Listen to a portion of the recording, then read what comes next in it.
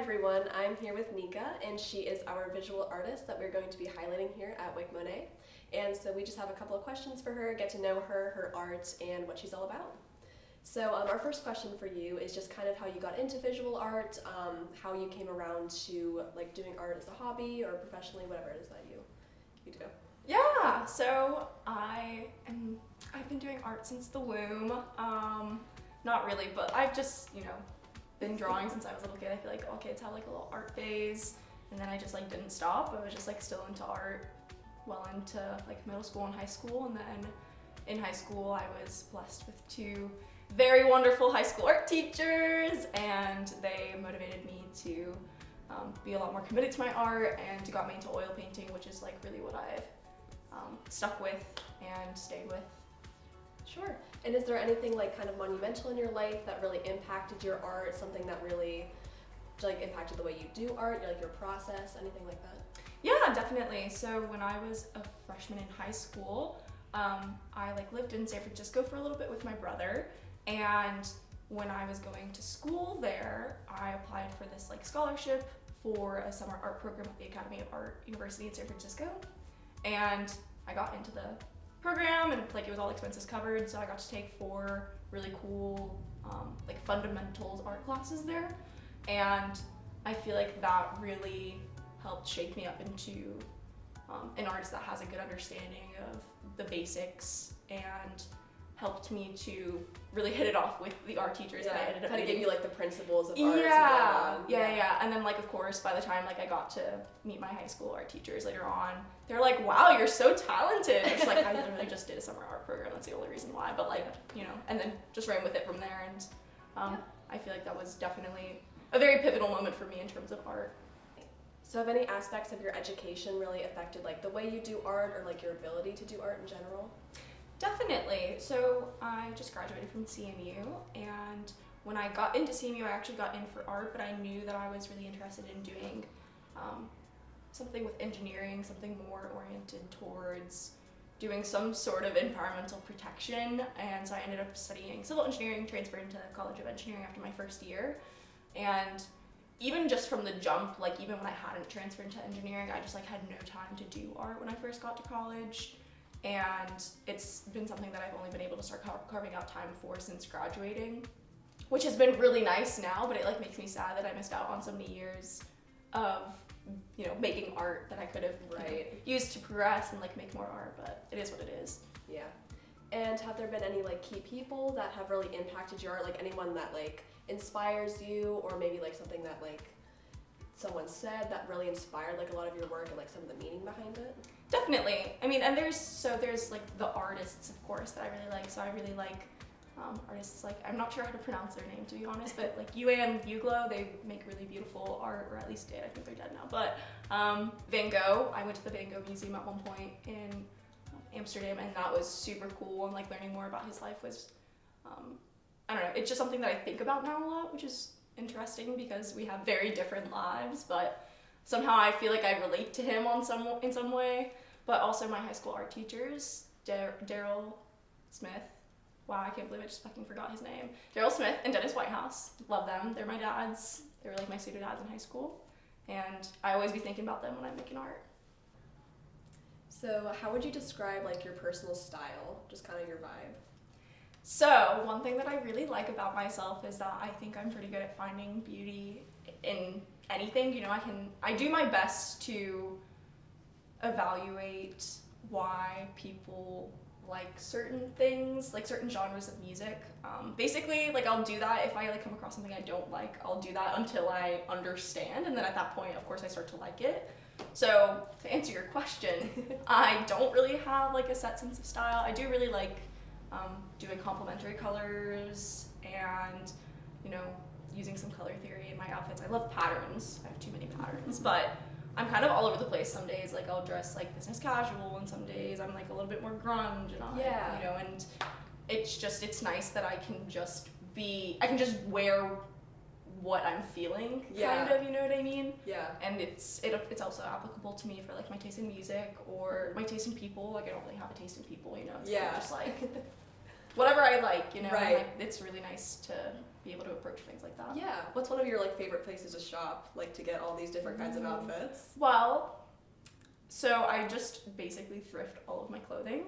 It's a good way to go. Yeah, but I do really like certain designers. Okay, so Liz Claiborne, icon. I have to wear Liz Claiborne. Shout out to the 2000s. I also really like things from like Gap or I don't know, Urban Outfitters. It's just sad because they have cute things, but it's just mass produced, so it's just horrible quality. Right, they're so expensive. Right, so like even when I find that at a thrift store, like it has to be something super cute, or else I just like I have to pass on it because it's just gonna fall apart in however many washes. Right. But yeah. Yeah. Do you have any like go-to colors for like? I really like red and green, which you can totally see also in That's my a like good one. paintings. Yeah, because so like the alizarin and crimson is like a very strong pigment. It's like not even like a paint. I think it's called something like a glaze. I don't remember exactly, but it's just very overpowering for other colors on the palette. So I have a fuck ton of alizarin and crimson in my paintings, which I have to balance out with a bunch of green. If you could change one thing about Kentucky, what would it be? Mitch McConnell. If you could change one thing about Pittsburgh, what would you do? Oh fuck, the roads. Whoever did the fucking urban planning here needs to be, they're probably already dead, but they just need to be executed by like firing squad. I mean, come on. Have you all driven around here? It's pretty awful. It does suck. Do you have any secret talents that you would like to share? No, but I did once compete in a pageant when I was like 9. And they asked that same question, and I was like, oh, I can fold my body into a star. So then I just got on the floor and like put my legs at just like the worst angles and just did this. And like literally no one was impressed. They just kind of like stood over me. And I feel like I so vividly remember them just looking over at me and just seeing all their faces of just disappointment. And just like. Did you have to lay down like on the floor to do that? Yeah, of course. Okay. Yeah, because like what else would I have done? I could have said that I spoke Russian or something, and that would have been cool in Kentucky, but like, no, Yeah. I had to say that I could fold my body into a star. Because I am a star. Always been a creative person. True.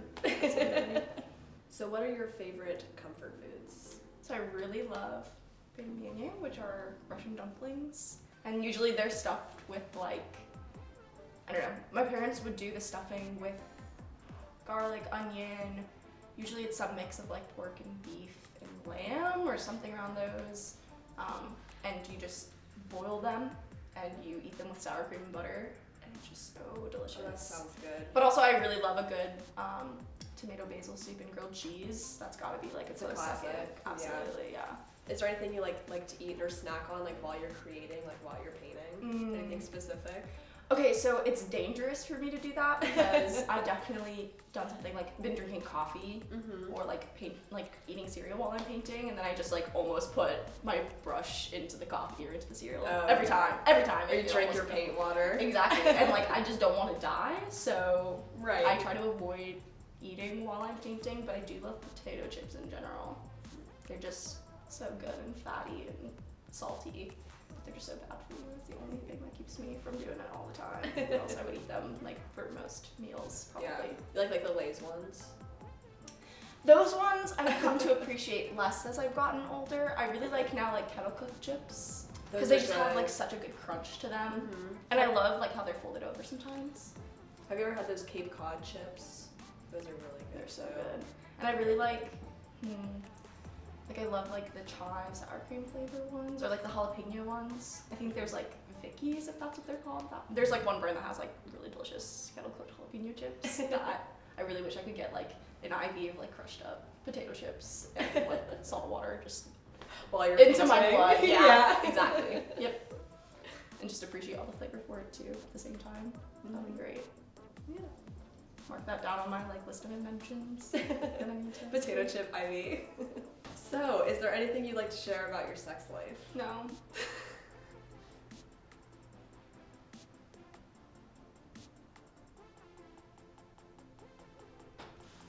So, what place would you say that your art has in this world?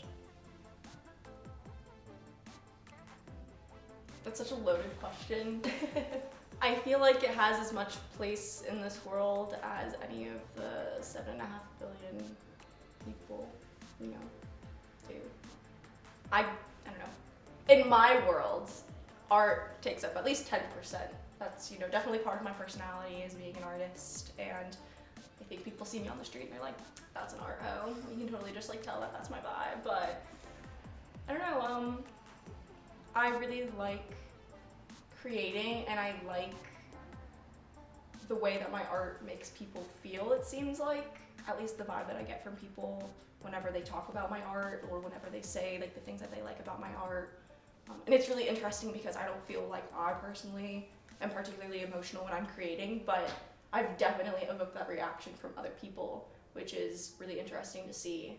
And I'm glad that that takes up some part of my existence, like creating and making other people feel things. Oh, has there been anything that's like been on your mind or like stressing you out lately?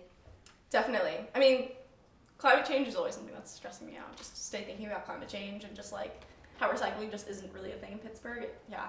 So that's always stressing me out. Also, of course, like the Ukraine-Russia conflict. I accepted my job offer either like the same day or like within a day of basically Russia invading Ukraine.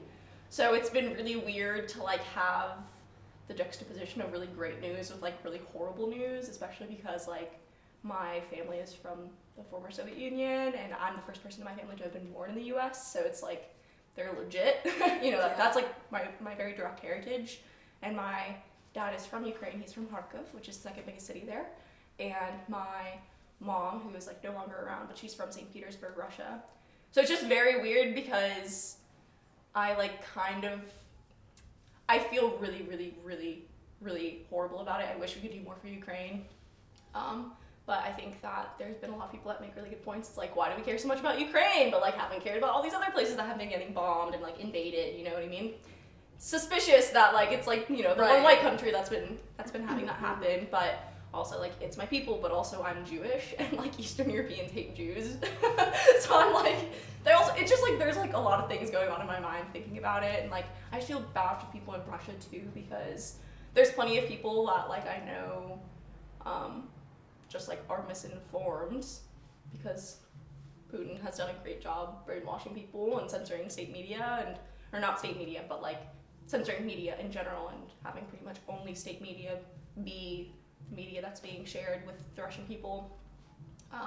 And like some people even support him, but it's just like, I don't know. It's just like, there's a lot going on in my mind thinking about that, and I do feel like I did see in the news recently that Putin has been signaling maybe some scaling back of operations, which is fantastic, and I'm like really like proud of the Ukrainian people for fighting how they did, and they have obviously held off really well, but like it's just not something that should have happened in the first place, and it's just crazy to be like in 2022 and that's something that we're, you know, like history does so repeat itself. Still dealing with. Exactly, and like people starting basically world wars. I'm just like, how did we not like move on from this yet, you know? Yeah, that's been stressing me out.